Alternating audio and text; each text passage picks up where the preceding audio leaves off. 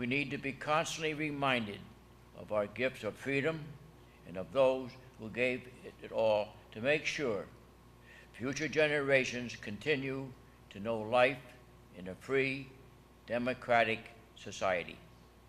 Remembering those who have passed is only half of the task that is before us today. We must also carry their love, honor, and duty forward to the future generations that will pass. Our children must know who they were, what they did, and why they did it. To do nothing less would be a disservice to their sacrifice and their memories. Those who have gone created a clear pathway for us to continue on. We must never waver from the path of freedom and democracy. Take their memories, take their dreams, and walk forward, shouldering the cause of freedom. Carry it high as they did, and now you must walk for them and for our children. Amen. I'm honored to be speaking with you today on such an important occasion. We're honored today to honor our service members and to remember the sacrifices they have made and the courage it took to defend our country. The writer, Michael D. Montaigne, once said, "Valor is stability, not of legs and arms, but of courage and the soul." We are here today to honor our heroes, to remember their achievements, their courage, and their dedication, and to say thank you for their sacrifice. Thinking of the heroes who join us in this group today, and those who are here only in spirit, a person can't help but feel awed by the enormity of what they encountered. We stand in the midst of patriots and the family and friends of those have nobly served. I'll tell you about just a story, a quick one, that my father used to tell me and tell our family. The way he put it was this. He said when he enlisted in the Army, he thought he got a really good deal. Now here was a kid from upstate New York, Poughkeepsie, who was assigned to a station in Hawaii. And he thought, wow, with winter coming on, this is just terrific. Going to spend the winter in Hawaii and be a good spot to be. Well, he was assigned to an anti-aircraft battery on Hickam Field in Hawaii. And if you remember your geography, Hickam Field is in the middle of Pearl Harbor. And that's where he spent December 7th, 1941. So the boy from upstate New York, who thought he had a good deal by being stationed in Hawaii, well, there was a little turn of events, not only in his life, but in the history of this country, when the attack unfolded at Pearl Harbor. In the 90s, Congress, for the 50th anniversary of Pearl Harbor, commissioned a medal for the survivors. Unfortunately, my dad had passed by then, but Congressman Jerry Solomon, who many of you remember, presented that medal to my mom in posthumous honor of my father. I tell you this because I think as we look at Veterans Day, we not only honor the veterans who are with us, but perhaps members of our family, kids we grew up with in our neighborhood, who served, who may not be with us any longer. We honor them all. And in particular, it's important for us at Columbia-Greene Community College to keep the tradition alive. We were talking before about how the parades get smaller every year, and the kids reading the Gettysburg Address or some patriotic poem, there are fewer and fewer every year. And I think that's unfortunate, but I feel privileged to be able to keep this tradition alive at Columbia-Greene Community College, and certainly appreciate, and I know our Board of Trustees and the counties of Columbia and Greene County who sponsor us certainly appreciate the service of all of our veterans, and we welcome you to the college this morning. Thanks for being here, and thanks for your service. During National Veterans and Military Families Month, we honor the significant contributions made by American service members, their families, and their loved ones. We set aside this month surrounding Veterans Day to hold observance around the country to honor and thank those whose service and sacrifice represented the very best of America. We renew our nation's commitment to support veterans and military families. They deserve it. Our veterans are our heroes. Our armed forces have preserved the security and freedom that allows us to flourish as a nation. They have braved bitter winters, treacherous jungles, barren deserts, and stormy waters to defend our nation. They have left their families to face danger and uncertainty, and they have endured the wounds of war. By virtue of the authority vested in me by the Constitution and the laws of the United States, do hereby proclaim November 2017 as National Veterans and Military Families Month. I encourage all communities, all sectors of society, and all Americans to acknowledge and honor the service, sacrifices, and contributions of veterans and military families for what they have done and what for they do every day to support our great nation.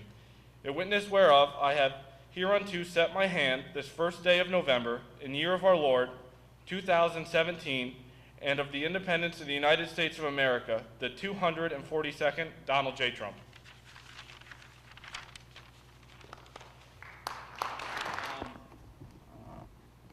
If you notice this, 48 stars on it, and I thought I'd bring it.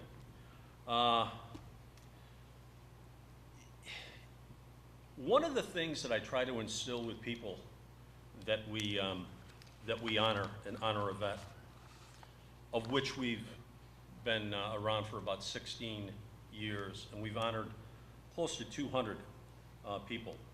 I write the biographies, and one of the things I try to instill in people is save whatever you have from your ancestors. Now, my father, he had a box, much like this, cigar box. And inside the box was just a wealth of his past. There were medals in there. There were things from when he had served in the service, and as well as letters. The letters were very important because it documented his past. He had letters. My father was a prisoner of war in Nazi Germany, and as a result of that, he had letters that were sent from the POW camp. He had letters that my grandfather had saved over the years. And to him, it didn't matter much. He stuck it in a cigar box and just left it off to the side. I went and I took it and I documented it all. And he says, "What'd you want that old thing for anyway?" And it had meaning to those of us that survived him.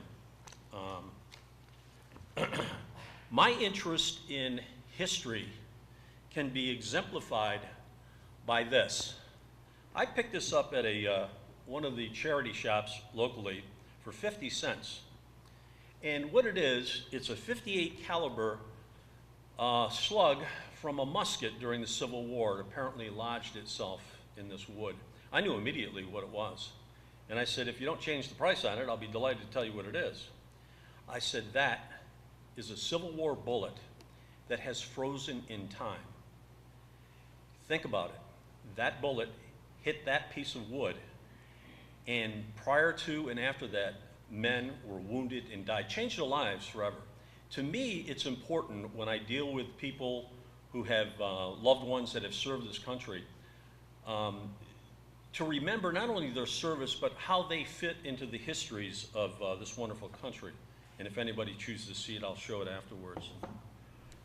My family history began several generations ago, which brings us up to today. My ancestors on both my mother's and father's side of the family arrived here in the New World in the early part of the 17th century. My fourth great grandfather, the thing about the flags that's so important at that particular time was it was a rallying point. If you look at the Medal of Honor winners, which dates back to the Civil War, a good portion of them got it because they carried the flag. They called them colored guards, and they would carry it into battle. And they, at the point of where that flag was where your unit would converge and obviously try to breach the enemy's lines. It was a very dangerous event. In many cases, the color guard was shot half a dozen times, and other people would pick it up. Also, if you had captured another flag, a battle flag from another enemy's regiment, that would warrant itself for a possible Medal of Honor.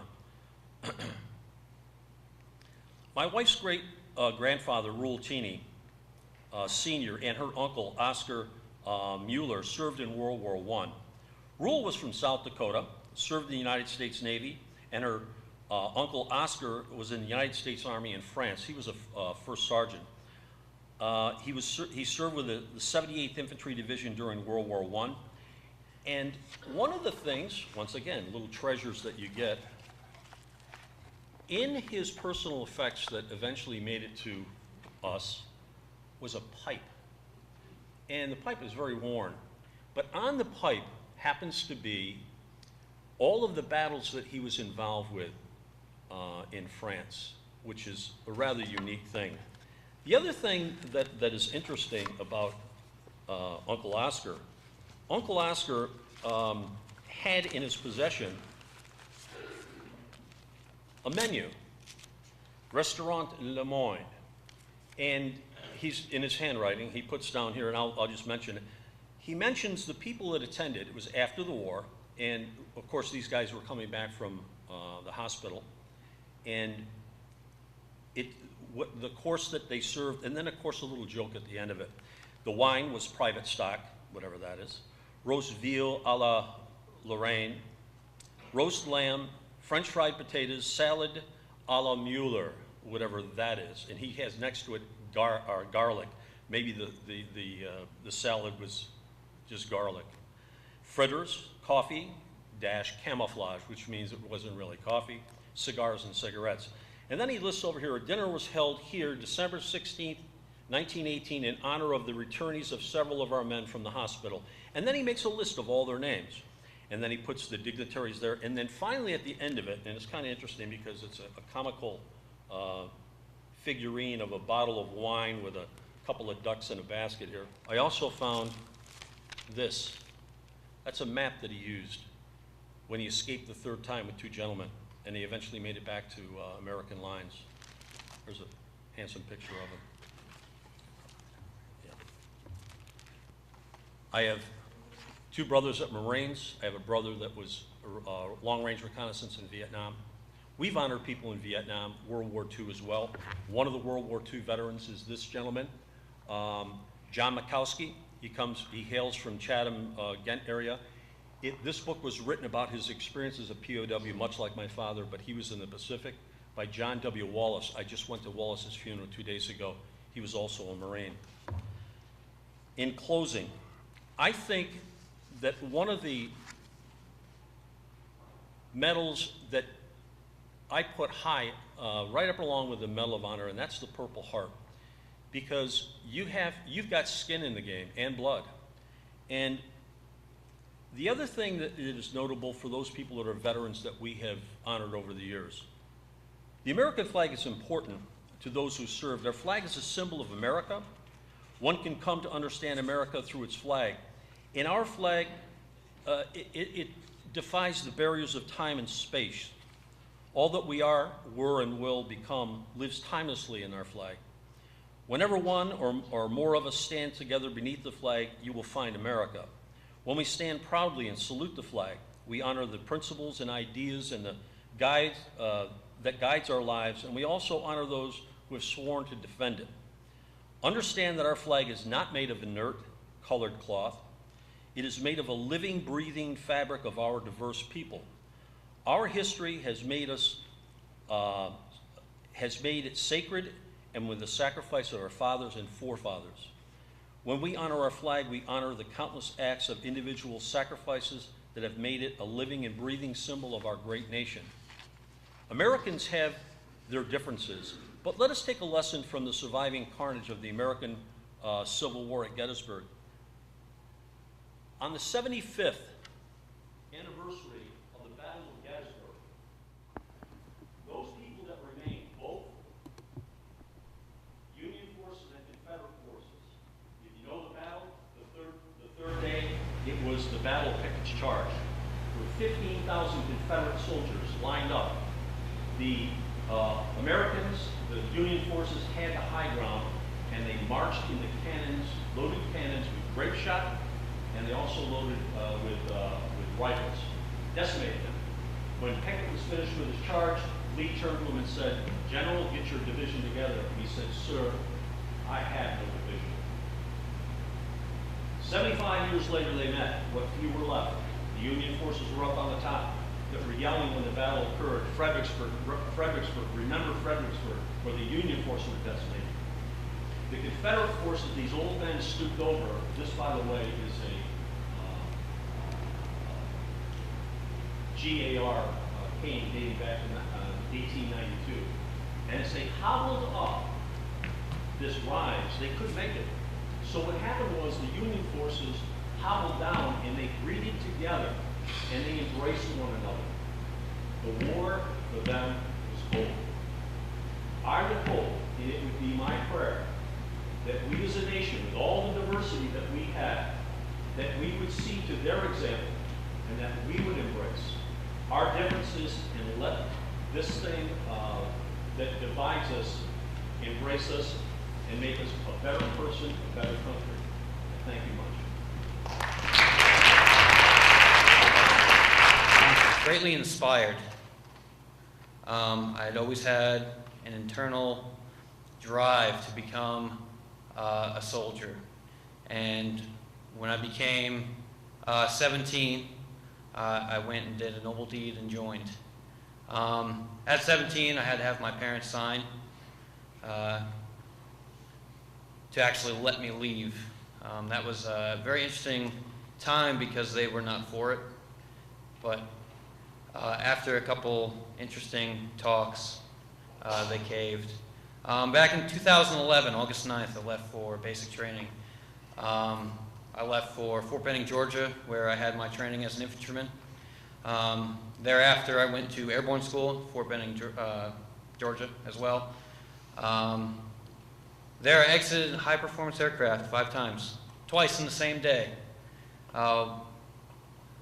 That was definitely the changing point in my life, where I had become a man.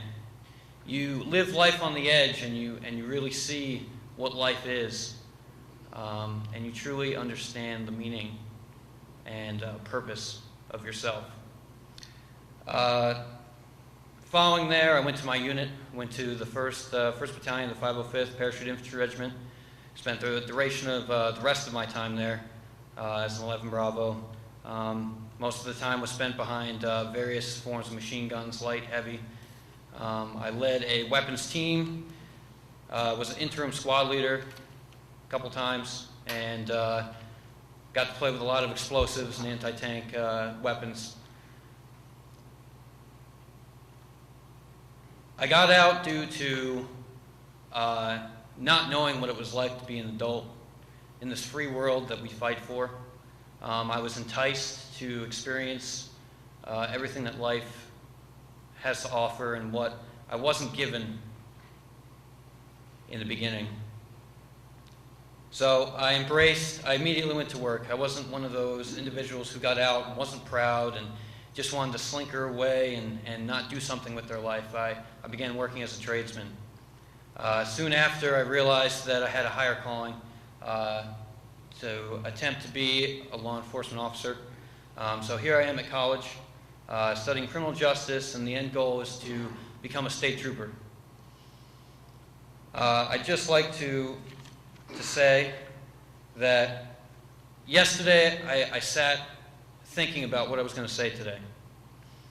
And one question kept reoccurring in my mind, and that is, what is Veterans Day to me?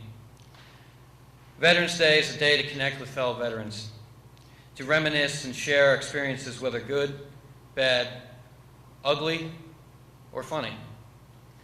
A day to remember those who didn't return from overseas, to remember those who live with the scars, whether physically or mentally.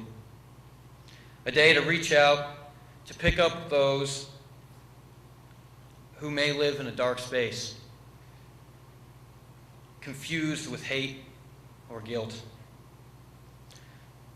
Finally, a day to educate the public by sharing stories, pictures, objects, such as a uniform or our medals, all in which to show our pride, our patriotism in our history. To all of you who have stood ready with a torch to light the way in the storming night, I thank you.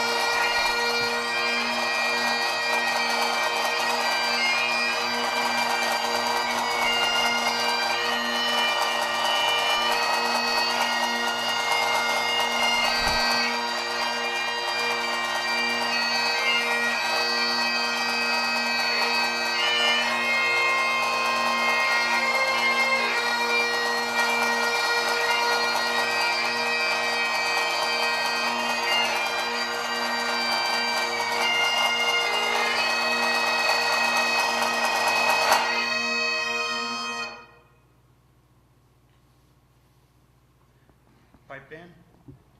Right. Face. Forward. Monk.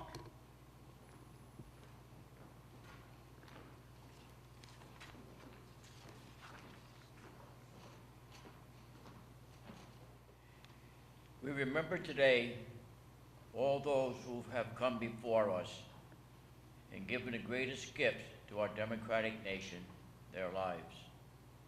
Their duty, their honor, their lives are precious gifts that must be given to the future of our country and our families. The duty of our veterans, past and present, is the fiber of the world's freedom and is stronger by our recognition of service and sacrifice. We honor that service and sacrifice today and should carry it forward for our children to honor. Freedom and democracy are the result of all the most honorable this country has produced. Today, we stand to remember the most honorable among us, and we must continue to carry the burden of their sacrifice, lest we lose sight of what true freedom is. Today is for remembering. Stand in honor of them. Walk in their path of duty. Remember the cost and hold in heart the cause of freedom. We remember today, Veterans Day, our veterans. May God bless all our deceased veterans, those who have served and are serving, and may God bless you and may God bless the USA.